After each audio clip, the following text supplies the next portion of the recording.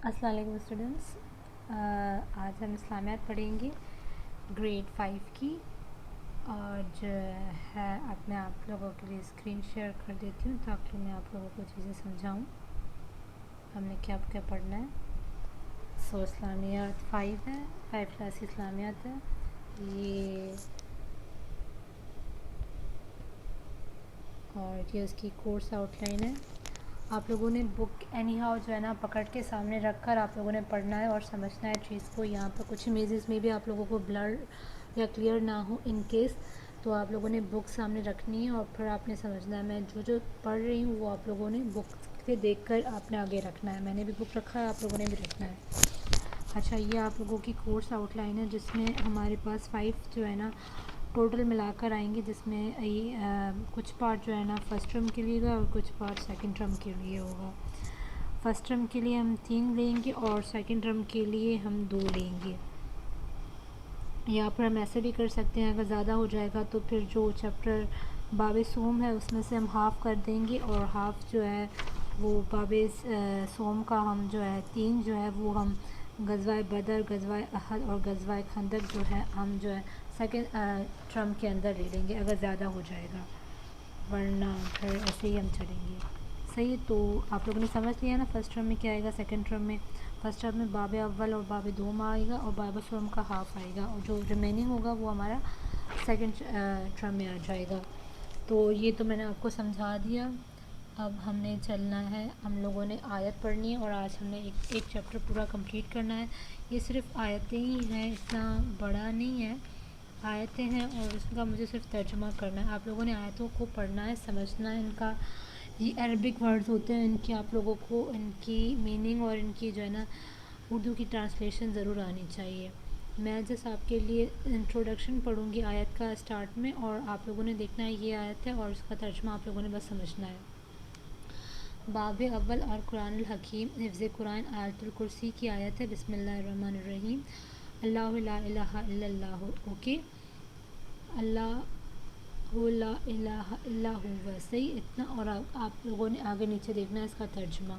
आप लोगों ने पूरा समझ कर पढ़ना है आयत को, मैंने इसकी तर्जुमा करना है। तर्जुमा: अल्लाह वो महबूद बरहक है, उसके सिवाय कोई इबादत के लायक नहीं। ज़िंदा है, सबको थामने वाला उसने, ना ऊँग आती है ना ही नींद।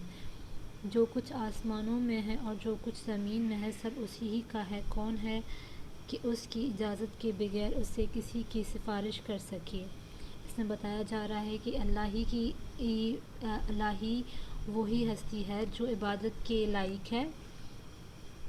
वो ज़िंदा है, वो थामता है, वो ज़िंदा है और वही इंसान को संभालता है। ना ही उनको कोई ऊँग आती है ना ही उनको कोई नींद आती है। जो आसमानों और ज़मीनों में सब कुछ रखने वाला और बनाने वाला वही है। कौन है जो इसकी इजाज़त के बिना कुछ कर सके। कोई भी नहीं है जो उसकी बिना और उसकी सिफारिश और उसकी ख्वाहिश के मुताबिक कुछ कर सके।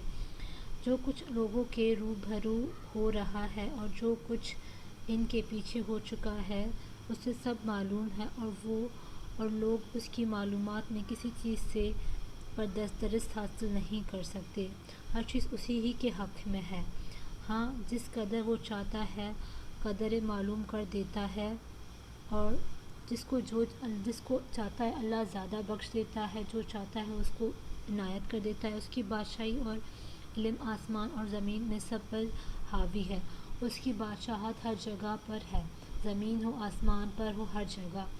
और उसे उनकी हिफाजत कुछ दुश्वार नहीं और उनकी हिफाजत करना उसके लिए कोई मुश्किल चीज़ नहीं। वो बड़ी आला रुतबे वाला और जलील कदर है, उसका रुतबा बहुत बड़ा है। सही, अब हम सेकंड आयत पर चलेंगे। अगर आप लोगों को कुछ समझ में नहीं आ रहा, कोई वर्डिंग्स, कोई मीनिंग्स, तो आप लोगों ने एंड ऑफ द रिकॉर्डिंग में वो चीज़ टिक करके रखनी है और फिर आपने मुझसे व्हाट्सएप पे पूछनी है, मैसेज करके पूछना है, ऑडियो पे पूछना है, किसी भी तरीके से पूछना है। आप लोगों ने मुझसे पूछना है और क्वारीज अपनी उनका जवाब लेना है।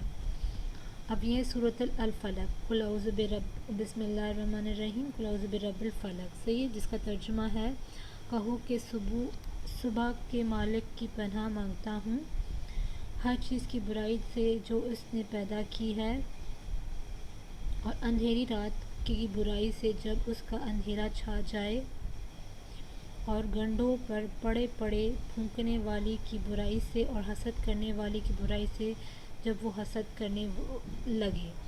اس میں اس چیز کا بتایا جا رہا ہے کہ انسان جب برائی کرتا ہے، جیسے جو صبح کے مالک کی پناہ مانگتا ہوں، جیسے صبح ہوتی ہے، وہ جو صبح کرنے والا مالک ہے، اسی کی پناہ، اسی کی معافی وہ مانگ رہا ہے۔ اور جو چیزیں برائی پیدا کرتی ہیں، جو برائی پیدا انسان کے اندر ہوتی ہے، وہ کسی وقت سے ہوتی ہے یا کسی محل میں ہوتی ہے وہ برائی، اور وہ برائی اور ایک حسد انسان کے اندر جو بڑھتا ہے، اس میں اس حسد، اس برائی کا ذکر کیا جا رہا ہے، اور اس چیز سے، اس اپنے رب سے جو صبح جس طریقے سے وہ ایک آتی ہے انسان کے لیے، اس سے وہ پناہ چاہتا ہے، اس سے وہ معافی مانگنے کی کوشش کر رہا ہے، اور اس برائی سے بچنے کی ہدایت مانگ رہا ہے۔ اس کے بعد سورۃ الناس ہے، سورۃ الناس ہے، اس میں بسم اللہ الرحمن الرحیم، قل اعوذ برب الناس۔ اس کا ترجمہ ہے کہ کہو کہ میں انسانوں کی پروردگار کی پناہ مانگتا ہوں، یعنی لوگوں کے بادشاہ کی، لوگوں کے محبوب کی۔ ادھر انسان جو ہے اپنے مالک سے پناہ چاہ رہا ہے، اور یہ بتا رہا ہے کہ وہ بادشاہ ہے، وہ مالک ہے، اس بڑے وسوسے ڈالنے والے کی برائی سے جو اللہ کا نام سن کر پیچھے ہٹ جاتے ہیں۔ اور اس میں ان لوگوں کا ذکر کیا جا رہا ہے جو وسوسے انسان کے اندر ڈالتا ہے، اور پھر برائی ڈال کر اس میں فتور پیدا کرتا ہے۔ جو لوگوں کے دلوں میں وسوسے ڈالتا ہے، خواہ وہ جنات میں سے ہو یا انسانوں میں سے ہو۔ اور یہ بتا رہے ہیں کہ جو بھی انسان برائی ایک اندر اپنے خلقتا ہے، وہ بھلے انسان کے اندر سے ہو یا ایک جنات سے ہو، وہ ایک جو برائی ہوتی ہے اس وسوسے سے اللہ سے ہدایت مانگ رہا ہے کہ اس سے اللہ انسان کو ہدایت دے۔ اچھا، اب جو ہے ہماری سورۃ فاتحہ کی آیت ہے، جس کے بارے میں بتایا جا رہا ہے۔ بسم اللہ الرحمن الرحیم، پہلا آیت، الحمدللہ رب العالمین۔ ترجمہ یہ ہے کہ سب تعریف اللہ کے لیے ہے جو تمام جہانوں کا پروردگار ہے، جو بڑا مہربان، نہایت رحم کرنے والا ہے۔ اس آیت میں اللہ تعالیٰ کی حمد و ثنا کی جا رہی ہے، جو انصاف کے دن کا حاکم ہے، جو روز محشر کے دن ہمیں انصاف دیں گے۔ اے پروردگار، ہم تیری ہی بات کرتے ہیں اور تجھ ہی سے مدد مانگتے ہیں۔ اور بتایا جا رہا ہے کہ اللہ، ہم تیری ہی صرف عبادت کرتے ہیں اور تجھ ہی سے مدد چاہتے ہیں، اور مدد تو ہی دیتا ہے۔ ہم کو سیدھے راستے پر چلا، اور ان لوگوں کے راستے پر جن پر تو نے فضل و کرم عطا کیا، اور ہمیں وہ سیدھا راستہ دکھا جن لوگوں پر تو نے اپنا رحم و کرم دکھایا، اور نہ ہی ان لوگوں پر جن پر غصہ ہوتا ہے رہا، اور نہ ہی گمراہوں کے راستے پر۔ اور وہ لاسٹ میں یہ بتا رہے ہیں کہ اللہ اس راستے پر ہمیں نہ رکھنا جو لوگ گمراہ تھے، جو انہوں نے صحیح راستہ نہیں اختیار کیا، اور وہ گمراہوں میں سے ہیں۔ تو اس چیز سے وہ انسان در معافی مانگ رہا ہے کہ ہمیں وہ راستہ نہ دکھا میرے مالک۔ یہ درود و ابراہیمی ہے، جس کا ہے اللہم صلی علی محمد و آلہ، اور اس کا ترجمہ ہے، اے اللہ، حضرت محمد اور آپ رسول محمد کی آل پر رحمت بھیج، جس طرف تو نے حضرت ابراہیم اور حضرت ابراہیم کی آل رحمت پر بھیجی۔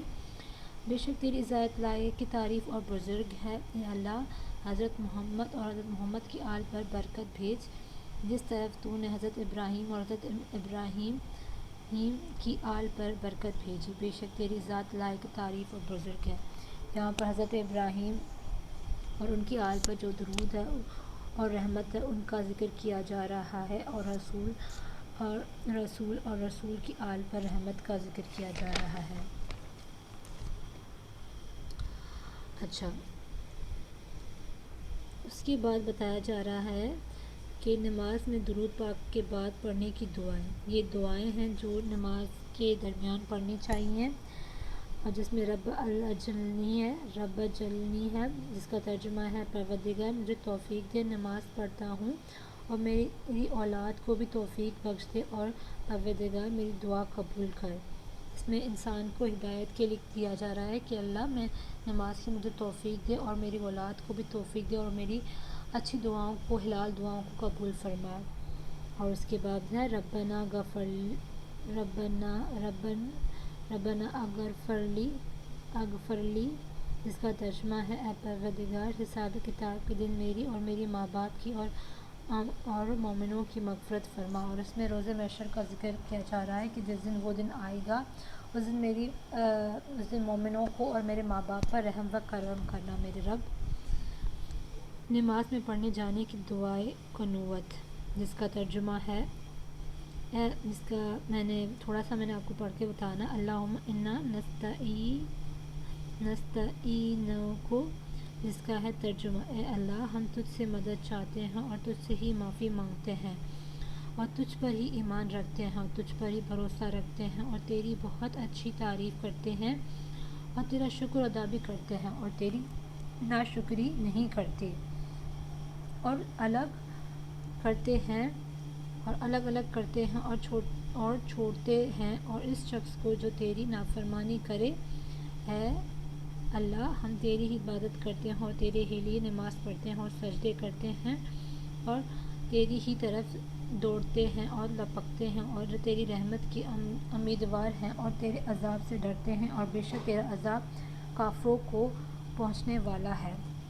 اس آیت میں بتایا جا رہا ہے کہ اللہ ہی کو ہم مدد کے لیے مانگتے ہیں اور تجھی سے معافی مانگتے ہیں اور تیری ناشکری نہیں کرنی ہم نے، اور تیری ہی طرف لپکتے ہیں، مطلب تیری طرف ہی دوڑتے آتے ہیں، صرف تیری ہی عبادت کرتے ہیں اور تجھی سے مدد مانگتے ہیں اور تو ہی ہمیں عذاب سے بچائے گا اور تو ہی ہمیں کافروں سے غالب اور ترقی ان سے دے گا اور ان سے ہمیں اپنے حفظ و امان میں رکھے گا۔ یہاں پر دوبارہ آ رہی ہے نماز کے بعد پڑھنے والی آیت دعا ہے، اس میں ربنا آتنا ہے، جس کا ہے کہ اے پروردگار ہم کو دنیا میں بھی نعمت عطا فرما اور آخرت میں بھی نعمت عطا فرما اور دوزخ کے عذاب سے محفوظ فرما۔ اچھا، اس میں بتایا جا رہا ہے کہ اے اللہ اس دنیا میں جو ہماری ایگزسٹنس لائف ہے اس میں ہم پر رحم فرما، اور جو ہماری آخرت والی زندگی آنے والی اور روز محشر والا ٹائم آنے والا ہے اس پہ بھی ہم پر تو رحم اور اپنا کرم شامل فرمانا۔ اور اس کے بعد یہ ہمارے پاس لاسٹ آیت ہے، اس کو ہم کمپلیٹ کریں اور اس کے بعد ہم نے ہوم ورک میں آپ لوگوں کو بتا رہی ہوں کیا دینا ہے۔